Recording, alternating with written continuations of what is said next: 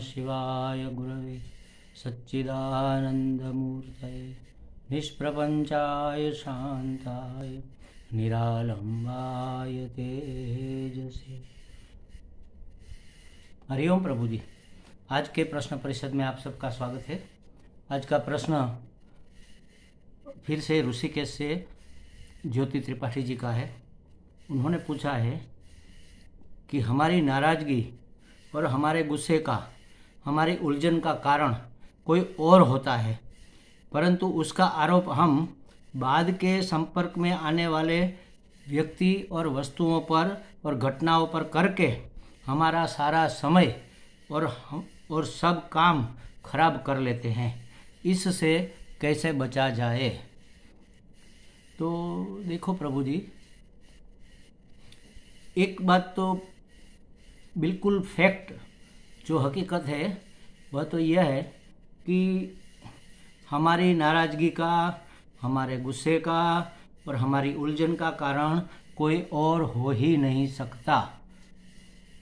अध्यात्म के पथिक को ये बात साफ साफ समझ लेनी चाहिए। बड़े बड़े विद्वानों ने और बड़े बड़े महात्माओं ने तो यहाँ तक कहा है कि ये जो युद्ध होते हैं एक देश और दूसरे देश के बीच में, ये जो झगड़े होते हैं एक कौम और दूसरी कौम के बीच में, ये जो उलझनें पैदा होती है एक व्यक्ति और दूसरे व्यक्ति के बीच में, उन सब का कारण व्यक्ति अपने आप से असंतुष्ट है। यही है, हम अपने आप से इतने नाराज है, इतने असंतुष्ट है, उसी नाराजगी को हम सामने वाले के ऊपर अध्यारोप कर। वो क्या करता है सामने वाला? वो बटन दबा देता है, वो चिंगारी फेंक देता है, जलने के लिए मटेरियल तैयार है, वो हमें उकसाता है। हमारे अंदर देखो, एक महात्मा ने यहाँ तक भी कहा है कि कुएं में हमने एक रस्सी बांधकर डोल डाली, बाल्टी, और उनमें से जो पानी था वो निकाला, तो कैसा पानी निकलेगा? साफ पानी निकलेगा या मैला निकलेगा या गंदला निकलेगा या कैसा निकलेगा? कचरे वाला निकलेगा। जैसा कुएं में होगा वैसा ही निकलेगा। बस उसी तरह हमारे अंदर हम नाराज होते हैं तो हमारे अंदर नाराजगी पड़ी हुई है महाराज। हम गुस्सा करते हैं तो हमारे अंदर असंतोष पड़ा हुआ है। हम उलझ जाते हैं, हमारी उलझनें पैदा हो जाती है, तो उलझन अंदर है। हम अपने आप से संतुष्ट नहीं है, हम अपने आप से बहुत नाराज है। ऐसा मैं मुझे पसंद नहीं है। हमें कैसा मैं चाहिए? प्लीजेंट आई, खुशहाल मैं। और खुशी तो हमें मिलती नहीं है, कभी कभार मिलती है और चली जाती है। तो इसका कारण ये है कि हमने एक आदर्श, एक चित्र हमने बना रखा है अपना कि हम ऐसे होने चाहिए और ऐसे है नहीं। हर एक चीज़ में, स्थूल चीज़ में भी हमारा रूप ऐसा होना चाहिए, हम ऐसे नहीं है। हमारी नाक हमें पसंद नहीं है, हमारी ठुड्डी हमें पसंद नहीं है, हमारी बॉडी हमें पसंद नहीं है, हमारी हाइट हमें पसंद नहीं है। देखो सामने वाला वो कितना हाइटेड है, देखो उसकी बॉडी कितनी अच्छी है, देखो उसकी सुंदरता कितनी बढ़िया है, फेयर एंड लवली है। हम तो ऐसे हम नहीं चाहिए। और वो सामने वाला देखो कितना बुद्धिमान और शांत है, हम तो बुद्धू है और बात बात में अशांत हो जाते हैं। ऐसा मैं मुझे पसंद नहीं। तो अपने आप से जो हम नाराज होते रहते हैं, नाराज रहते ही है, यही नाराजगी को कोई ना कोई उकसा देता है और वो बाहर निकल आती है। उन्होंने तो हमें नाराज नहीं किया, उन्होंने हमें गुस्से नहीं किया, उन्होंने हमें उलझन में भी नहीं डाला। उन्होंने सिर्फ एक चिंगारी फेंक दी। जलने के लिए सब लकड़ियाँ तैयार थी, पेट्रोल में डुबोई हुई, सीधा ब्लास्ट हो गया। सीधा बड़ी सी आग जलने लग गई। क्यों? क्योंकि अंदर हमारा रिमोट किसी और के हाथ में क्यों हो? कोई हमें नाराज करता है, कोई हमें गुस्सा करता है, तो वो करता है, होना नहीं होना ये बात हमारे हाथ में है। ये इतनी आसान बात नहीं है महाराज। मैं कहता हूँ इसका मतलब ये नहीं कि मैं कभी गुस्सा नहीं होता, इसलिए मैं कह रहा हूँ। लेकिन मैंने, जो मुझे जानते हैं वो लोग जानते हैं कि पूर्व के जीवन में मेरा गुस्सा, मेरी मान्यताएं कैसी थी और आज कैसी है। ज़मीन आसमान का फ़र्क हम कर पाए हैं। इसका मतलब ये हुआ कि कोई भी कर सकता है, अपने आप को कोई भी कंट्रोल कर सकता है। हमें सामने वाला हमें जो भी दे, वाणी के रूप में, व्यवहार के रूप में, उसका रिएक्शन कैसा करना है, उसका प्रतिघोष हमें कैसा करना है, यह तय करने वाले हम ही होने चाहिए। तब फिर कोई हमें, चाहे कोई भी कारण हो, हमें गुस्सा नहीं होगा, हमें नाराज़गी नहीं होगी, हम उलझन में नहीं पड़ेंगे। लेकिन अगर ऐसा ही रहता है तो फिर क्या होता है, हम गुस्सा हो जाते हैं, नाराज़ हो जाते हैं, खिन्न रहते हैं, हमारा मूड ऑफ हो गया, फिर धीरे धीरे धीरे लंबा चला। हम गए कहीं अपने बिजनेस के ऊपर, तो अपने कर्मचारियों पर, अपने नीचे के लोगों पर गुस्सा निकाल दिया, और नीचे के लोग भी बिना वजह बॉस का गुस्सा देखकर इतने नाराज़ हुए, उन्होंने उसके नीचे वाले लोगों के ऊपर अपना गुस्सा, अपनी नाराज़गी निकाल दी। उससे नीचे वाले जो लोग 4th क्लास कर्मचारी थे, वो किसके ऊपर गुस्सा निकाले, वो एक दूसरे के ऊपर निकालेंगे। और ऐसा भी नहीं हुआ तो वो घर जाके अपनी बीवी पर निकालेंगे, अपने बच्चों पर नहीं, बीवी पर ही निकालेंगे ज़्यादातर। और बीवी पर निकाल कर कहेंगे मैं स्नान करने जा रहा हूँ, जल्दी मेरे लिए भोजन तैयार करो। और बीवी किसके ऊपर गुस्सा निकालेगी, बच्चों के ऊपर। और बच्चे अगर नहीं है तो क्या करेगी, किचन के बर्तनों के ऊपर गुस्सा निकालेगी, बर्तन जोर जोर से पटकेगी और बड़बड़ बड़बड़ बड़बड़ बोलती रहेगी, और फिर सब खराब काम हो जाएगा, भोजन बेस्वाद हो जाएगा, क्योंकि वो गुस्से में है ना। आपके जैसे वाइब्रेशन है, आपका काम इसके ऊपर आधारित रहता है, आपके वाइब्रेशन काम को इफेक्ट करता है। तो फिर जो उन्होंने रसोई बनाई वो ठीक नहीं बनेगी, उसमें इतना स्वाद नहीं होगा। चाहे परफेक्ट नाप से सब कुछ डाला हुआ है तो भी वो बेस्वाद ही रहेगा। और वो भाई साहब स्नान करके आए, अभी तक तो उसके मन के ऊपर गुस्सा है, उलझन है अभी, तो उसको भी ये बेस्वाद लगेगा।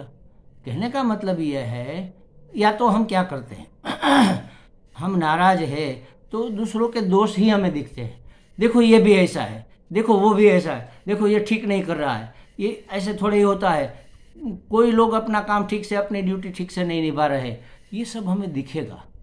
क्यों दिखेगा कि जो बाहर दिखता है वो हमारे मन का प्रक्षेपण है, अंदर जो पड़ा हुआ है वही एनलार्ज होकर हमें बाहर दिखता है। जो अंदर पड़ा है वही एनलार्ज होकर बाहर दिखता है, ये 100% बात है। तो इनसे कैसे बचा जाए, ऐसा आपने पूछा। तो जब भी हमारे अंदर कोई नाराजगी पैदा हो, कोई उलझन पैदा हो, तो अपने आप को जांचना, अपने आप को देखना, सिर्फ नहीं जांचना, इंस्पेक्शन करना अपना, कि ये नाराजगी हमें क्यों हो रही है, ये उलझन में हम क्यों पड़ रहे हैं। ये नाराजगी इसलिए हो रही है क्योंकि हम ऐसा चाहते हैं कि सामने वाले का व्यवहार ऐसा हो, हमारी अपेक्षा। देखो फिर बात घूम फिर कर वहीं पर आ जाती है, ये पड़ोसी है, उन्होंने ऐसा व्यवहार किया तो हम नाराज हो गए। क्यों भाई नाराज क्यों हो गए? क्योंकि अंदर एक बात पड़ी हुई है कि पड़ोसी ऐसे होने चाहिए, ऐसी अपेक्षा है। ऐसे अगर नहीं है पड़ोसी तब फिर नाराजगी। आप अपने आप को जांच कर देख लो, हर एक व्यक्ति के लिए आपके मन में कोई ना कोई अपेक्षा रहेगी और हर एक से आप नाराज होंगे। देख लो आप, ये लड़की ठीक काम नहीं कर रही है, ये लड़की चमचागिरी कर रही है, ये लड़का तो कभी काम करता है कभी काम नहीं करता है, ये आश्रम के लोग ऐसे हैं, कोई ध्यान नहीं दे रहा है, फलाना ढिकना। ये सब बातें कहाँ से निकलती है? अपनी अपेक्षा से, अपनी नाराजगी से। अपनी नाराजगी का हम सामने वाले के ऊपर, सामने वाले के दोष देखने में क्या होगा, सामने वाले का दोष कैसे देखो। किसी का दोष देखना इतना बड़ा, कल ही मैंने भागवत में पढ़ा कि किसी के दोष देखना और उस देखे हुए दोष को किसी के आगे वर्णन करना, वह इतना बड़ा पाप है जितना वो पापी को पाप लगता है। देखो कोई अगर जुल्म कर रहा है तो उस जुल्मी के जुल्म को किसी के आगे बयान करना, तो इससे वो जुल्म करने वाले को जैसा नर्क मिलेगा, वो बयान करने वाले को भी वैसा ही नर्क मिलेगा। क्यों? वो तो जुल्म कर रहा है, वो तो गाली दे रहा है, हमने तो गाली नहीं दी, तो हमें भी वही परिणाम क्यों मिलेगा? क्योंकि कोई भी चीज़ कब हमें पता चलती है? जैसे एक घड़ा है हमारे पास, ये घड़ा हमने देखा तो हमें पता चला कि ये घड़ा है। कैसे पता चला? हमारे अंतःकरण की वृत्ति घटाकार हुई, घड़े के आकार की वृत्ति बनी, और तब हमें ज्ञान हुआ कि ये घड़ा है। जब तक हमारी वृत्ति विषयाकार नहीं बन जाती, विषय मतलब सामने जो चीज़ है जिसका हमें ज्ञान हो रहा है, उस विषय के आकार की हमारी वृत्ति नहीं बन जाती, तब तक हमें उसका ज्ञान नहीं होता। तो किसी ने हमें गाली दी या तो किसी ने किसी दूसरे को गाली दी, तो ये गाली हम सुनेंगे, उस आकार की हमारी वृत्ति बनेगी, तभी तो हम उस गाली का वर्णन दूसरे के पास कर सकेंगे कि भाई उन्होंने ये गाली दी उनको, ये तो बहुत बुरे आदमी है, बहुत खराब। तो हमारी वृत्ति, हमारा अंतःकरण तो मैला हुआ, गाली के आकार का हुआ। सब गाली के जो शब्द थे, उसने बोला नालायक, समझ लो, तो नालायक के आकार का हमारा अंतःकरण हुआ, तभी तो हमें पता चला कि ये नालायक गाली है और ये दे रहा है, तो ये व्यक्ति स्वयं नालायक है, ये व्यक्ति स्वयं बुरा है। तो हमारा अंतःकरण तो मैला हुआ ना, क्योंकि उस आकार का बना, उस प्रकार का बना। तो अंतःकरण शुद्धि ही तो मुख्य चीज है।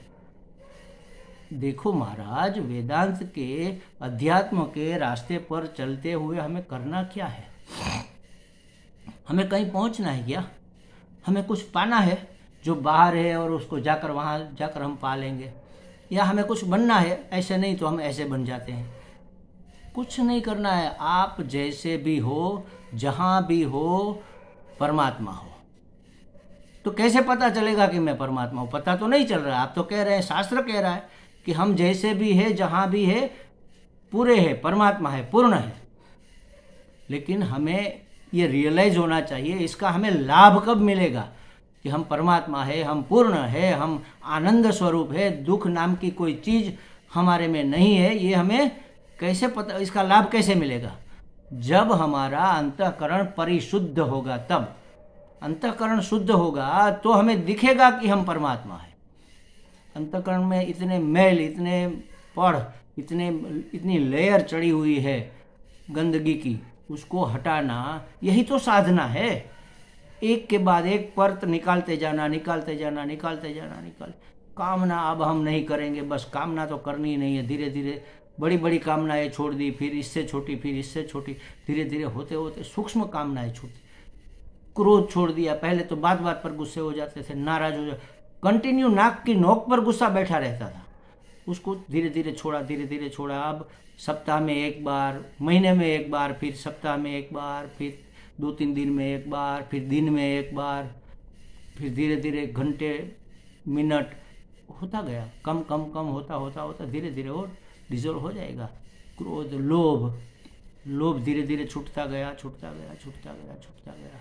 तो ये सब भय, दंभ, ये बहुत बड़ी चीज है। दंभ तो वो तो छूटती ही नहीं है। हम जैसे वैसा दिखना चाहते ही नहीं, क्योंकि हमारी जो इम्प्रेशन है वो हमने ही बनाई हुई है ना। उस इम्प्रेशन को हम ज़्यादा से ज़्यादा अच्छी बनाने की कोशिश करते हैं। इसका मतलब ये हुआ कि हम जैसे वैसा दिखना नहीं चाहते, हम जैसे नहीं है, हम जैसा मानते हैं कि हमें ऐसा होना चाहिए, या लोग मानते हैं कि हमें ऐसा होना चाहिए, ऐसा हम दिखना चाहते हैं। तो ये दम तो सबसे बुरी चीज़ है।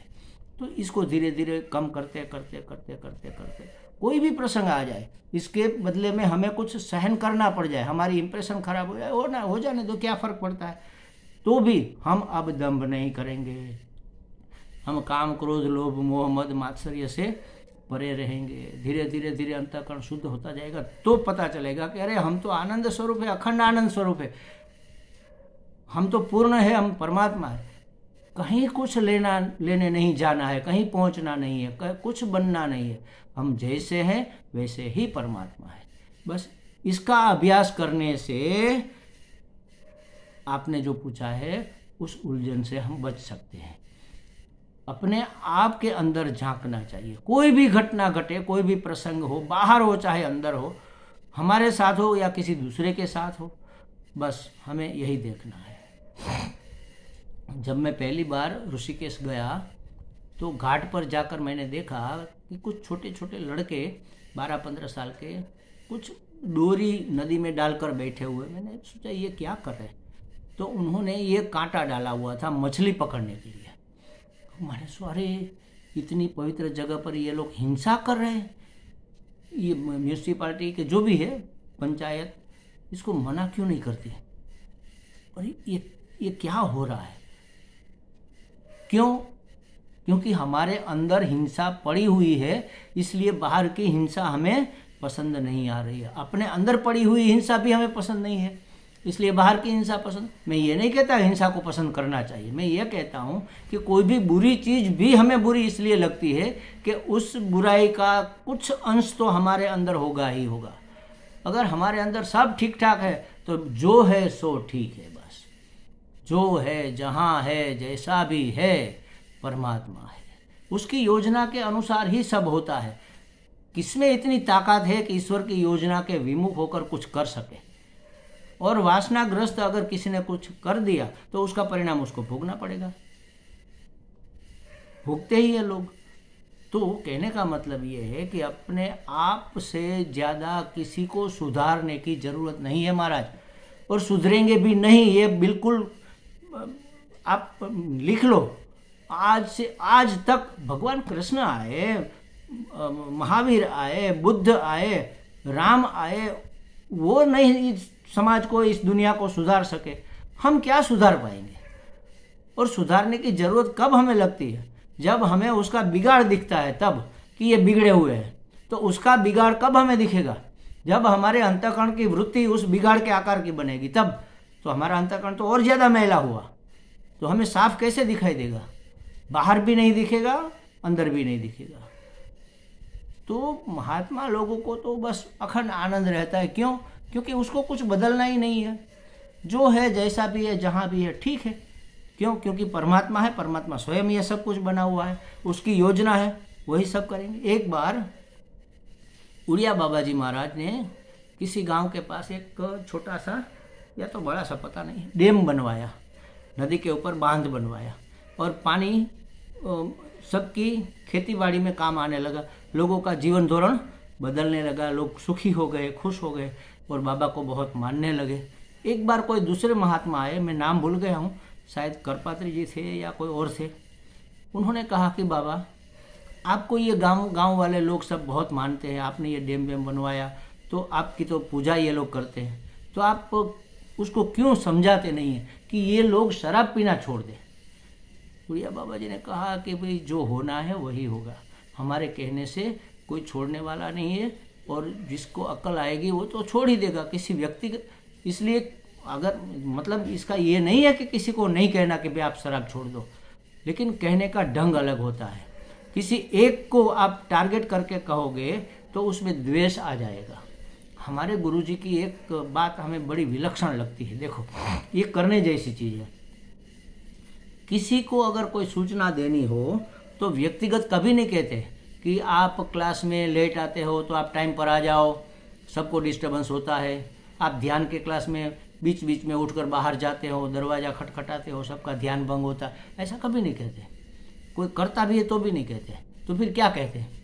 पूरे समूह के अंदर पूरे समूह को सूचना देंगे कि भाई ध्यान के बीच में किसी को उठकर बाहर नहीं जाना चाहिए, क्योंकि दरवाज़ा आवाज़ करता है तो ध्यान करने वाले को डिस्टर्ब होता है। क्लास शुरू हो जाने के बाद लोग आते हैं तो सबको डिस्टर्ब होता है। तो ऐसा हमें नहीं करना चाहिए, ऐसा तुम्हें नहीं करना चाहिए, ऐसा भी नहीं कहते। अपने आप को भी बीच में शामिल करते, कहते ऐसा हमें नहीं करना चाहिए। और समूह में व्यक्तिगत कभी कोई सूचना नहीं देंगे, सामूहिक सूचना। इसका मतलब ये हुआ किसी के ऊपर हमने आरोप नहीं लगाया, हमने एक सिद्धांत तय किया कि ध्यान के क्लास में आपको डिस्टर्ब हो ऐसा कोई काम नहीं करना है, सबको, हमें भी। तो ये है महाराज सुधारने का तरीका। सबको एक साथ में, अगर आपको 5-7 लोग बैठे हैं तब बताओ, सब आपको जो बुरा लगता है तब आप कहो कि हमें ये सब तो ठीक नहीं लगता, हमें ये सब नहीं करना चाहिए, आपको क्या लगता है, बस ऐसे आप बात रख दो। बाकी सुधारने का किसी में ताकत नहीं है किसी सामने वाले को सुधार सके, अगर वो सुधरना नहीं चाहे तो कहने का मतलब ये है कि हमें अपने आप को देखना है, अपने आप को सुधारना है, और यही तप है, यही तितिक्षा है और यही साधना है। और अगर हम अपने आप को ऐसी चीज़ों से बचाएंगे तो सामने वाले की दिक्कत से भी हम बच जाएंगे। तो फिर हम अपने सभी काम नहीं बिगाड़ लेंगे और किसी दूसरे के ऊपर कोई आरोप भी नहीं करेंगे। तो ये है इसका रास्ता। मुझे लगता है कि ज्योति जी को बातें समझ में आ गई होगी। हरि ओम।